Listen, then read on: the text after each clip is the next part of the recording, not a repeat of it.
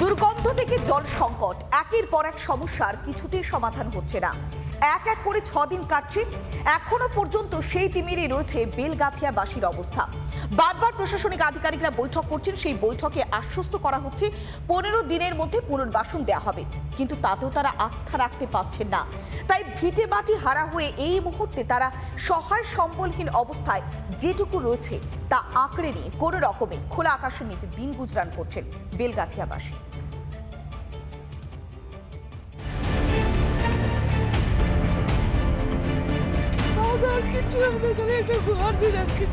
আমাদের ক্ষতি হচ্ছে, আমাদের কিছু পাচ্ছি না, ভালো ভালো মানুষরা পাচ্ছে।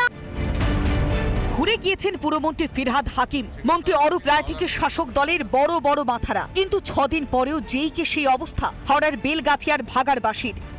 ভাগাড়ের দুর্গন্ধ, অনিশ্চিত জীবন, সঙ্গে প্রশাসনের বঞ্চনা আর সহ্য করতে পারছেন না এই ক্ষতিগ্রস্তরা। চাঁদে ফাটা রোদে হাওড়ার বেলগাছিয়াবাসীর দোসর এবার জল সংকট। আমাদের ক্ষতি হচ্ছে, আমাদের কিছু পাচ্ছি না, কেন ভালো ভালো মানুষরা পাচ্ছে? এটা তো শুধু রাজনীতি খেলা খেলছেন। অর্থাৎ ক্ষতিগ্রস্তদের পাশে দাঁড়ানো তো দুরস্ত, এখানেও রাজনীতির খেলা খেলছে শাসক দল তৃণমূল। এদিকে মঙ্গলে ভাগাড়বাসীর মঙ্গলের জন্য বৈঠক সারেন এডিএম, হাওড়া সদরের ডিসি সহ অন্যান্য আধিকারিকরা। বলছে এখান দিয়ে 15 দিনের জন্য, তোমরা 1 মাসের জন্য তোমরা কোথাও শিফট হয়ে যাও, আমরা কোথাও যাবো না, যা হবে আমাদের চোখের সামনে হবে। ফাটল ধরা বাড়ি আঁকড়ে বাঁধছেন বর্তমানে ভাগাড়বাসী, আর সেই ভেঙে পড়া বাড়ি ধ্বংসস্তূপ থেকে প্রয়োজনীয় নথি উদ্ধার করলেন বিপর্যয় মোকাবিলা বাহিনীর কর্মীরা। কাটার মেশিন দিয়ে কেটে এই ডকুমেন্ট, আধার কার্ড, ভোটার কার্ড সমস্ত বার করার চেষ্টা চালাচ্ছে। কিন্তু এখানেই নরক যন্ত্রণা শেষ নয়। কালো নোংরা জলে ডুবেছে হাওড়ার বেলগাছিয়ার হরিশ কলোনি রাস্তা, ভেঙে যাওয়া নর্দমার জল ঢুকেছে ঘরেও। ভাগাড়ে নেমেছে ধস, সেই কারণে নর্দমা বসে গিয়েছে এবং তার সঙ্গে পাইপলাইন ফেটে যাওয়ায় গোটা এলাকা জলমগ্ন। ভোটের সময় হাত জোড় করে ভোট চাওয়া জনপ্রতিনিধিরা এখন কোথায়? ভোটটা দিবেন, ভালোভাবে দেবেন, তারপরেই আর পাওয়া যায় না। গ্যাস ডুবে গেছে, খাওয়া দাওয়া বন্ধ। সময়ের পর মঙ্গলেও ভাগাড়ের দুর্ভাগাদের ঘাড়েই দোষের আঙুল তুললেন পুরো নগর উন্নয়ন মন্ত্রী ফিরহাদ হাকিম। ভোটের আগে নিজেদের দোষ ঢাকতে কোমর বেঁধে নামছেন পুরমন্ত্রী। ওখানে ওনাদের জায়গা না, ভাগাড়ের জায়গা, সেখানে বাড়ি করেছে, ওখানকার নাম আছে, আধার কার্ড আছে, তাদের জন্য বাংলার বাড়ি শুরু করে দিচ্ছে। শুধুমাত্র গরিব ঘরহারা মানুষের ঘাড়ে দোষ চাপিয়ে পিঠ বাঁচানো কি যায়? আজকের এই ক্ষতির দায় বর্তায় কিন্তু প্রশাসনের ঘাড়েও।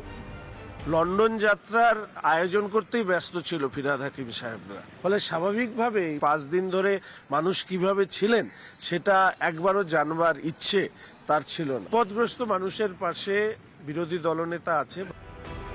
এদিকে ভোটের আগে ফুটেজ খেতে ময়দানে কংগ্রেসও। ক্ষতিগ্রস্তদের কাছে পৌঁছতে পুলিশের বাধার মুখে পড়তে হচ্ছে প্রদেশ কংগ্রেসের সভাপতি শুভঙ্কর সরকার সহ কংগ্রেসের কর্মীদের। ঘরের বারান্দায় দাঁড়ালে এই ধাপা দেখা যায়। শুধু পৌরসভাকে দোষারোপ দিয়ে কিছু নয়, সরকারের যে সদিচ্ছে এটা অক্সফোর্ড থেকে যাতে অনুভব করেন আমাদের বাংলার মুখ্যমন্ত্রী, এটা আমার দাবি। তারিখ পে তারিখের মতো ঘর হারাদের জন্য বৈঠকের পর বৈঠক, বৈঠক থেকে একের পর এক আশ্বাস, পরিকল্পনা বাস্তবায়নের নামে অষ্টরম্ভা। হাওড়ার বেলগাছিয়ার বিভীষিকা কাটার নাম নেই। ভোট আসলেই কি ঘুম ভাঙবে সরকারের? পিঙ্কি অধিকারী, রুমকি দে এবং প্রসেনজিৎ অধিকারী রিপোর্ট, রিপাবলিক বাংলা। বারবার শালীনতার মাত্রা ছাড়াচ্ছেন কল্যাণ বন্দ্যোপাধ্যায়, আর এবার কেন্দ্রীয় গ্রামোন্নয়ন মন্ত্রকের টাকা নিয়ে কেন্দ্রীয় মন্ত্রীকে তুলোধরা করলেন, এমনকি বললেন থার্ড ক্লাস লোক। কোট আনকোট এই মন্তব্য যখন কল্যাণ বন্দ্যোপাধ্যায় করলেন, তারপরে বিতর্ক দানা বেঁধেছে, আর তারপরে সাফাই দিতে ছাড়লেন না তিনি বললেন রাজনীতিতে এমন মন্তব্য হয়েই থাকে।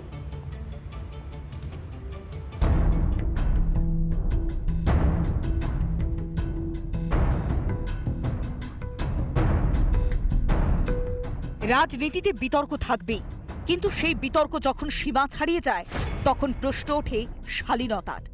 ফের শালীনতার সীমা পেরোলেন শ্রীরামপুরের তৃণমূল সাংসদ। কিছুতেই মুখ বেঁধে রাখা যায় না কল্যাণের। गरीब आदमी के लिए कुछ नहीं कर रहा है। हम लोग भी इसलिए पार्लियामेंट में हमारा डिमांड रखा है। ये शिवराज चौहान जो है पूरा बड़ा लोग का दलाली करता है, रिच बैंड का, गरीब आदमी का कुछ नहीं करता है। ऐसा बड़ा लोग आदमी का ये दलाल है। शिवराज चौहान दलाल है, पूरा दलाल है, एकदम दलाल आदमी है। उपराष्ट्रपति जगदीप धनखड़ की मिमिक्री हो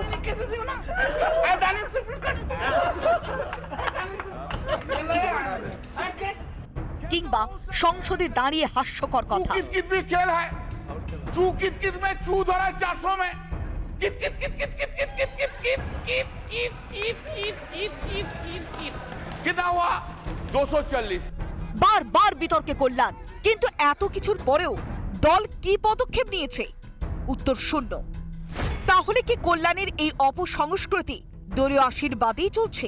কল্যাণের অকল্যাণকর এই যে বাক্যবান, সেটা তৃণমূলের সার্বিক সংস্কৃতির অংশ।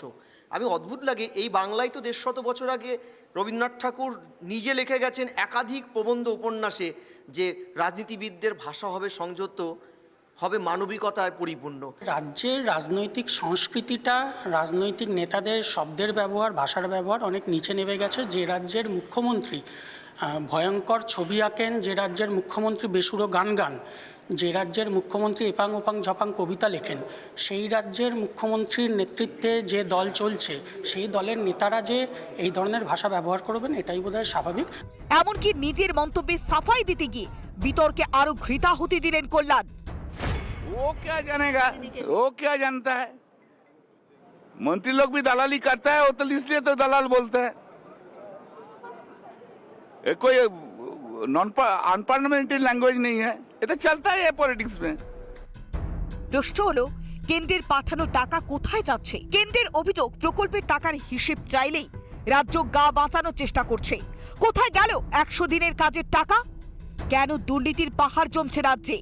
ও কল্যাণ বন্দ্যোপাধ্যায়ের কথা তার দলের লোকেরাই কোনো গুরুত্ব দেয়। কল্যাণ বন্দ্যোপাধ্যায়ের কোনো বক্তব্যের কোনো প্রতিষ্ঠা পশ্চিমবঙ্গের জনমনে নেই। কল্যাণ বন্দ্যোপাধ্যায়দের মানুষ চিনে গেছে।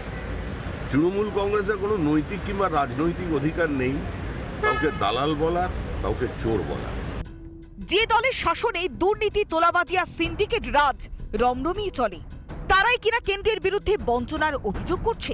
শুধু তো অভিযোগ নয়, সংসদের ভেতর দাঁড়িয়ে কেন্দ্রীয় মন্ত্রীকে দালাল বলতেও পিছুপা হচ্ছেন না তৃণমূল সাংসদ। বাংলার মানুষকেই দ্বিচারিতা মেনে নেবে রিপাবলিক বাংলা। নানা ধরনের কন্টেন্ট দেখার জন্য লাইক করুন, শেয়ার করুন আমাদের ফেসবুক পেজ, সাবস্ক্রাইব করুন আমাদের ইউটিউব চ্যানেল। পাশাপাশি অন্যান্য ব্রেকিং নিউজের জন্য অবশ্যই চোখ রাখুন রিপাবলিক বাংলায়।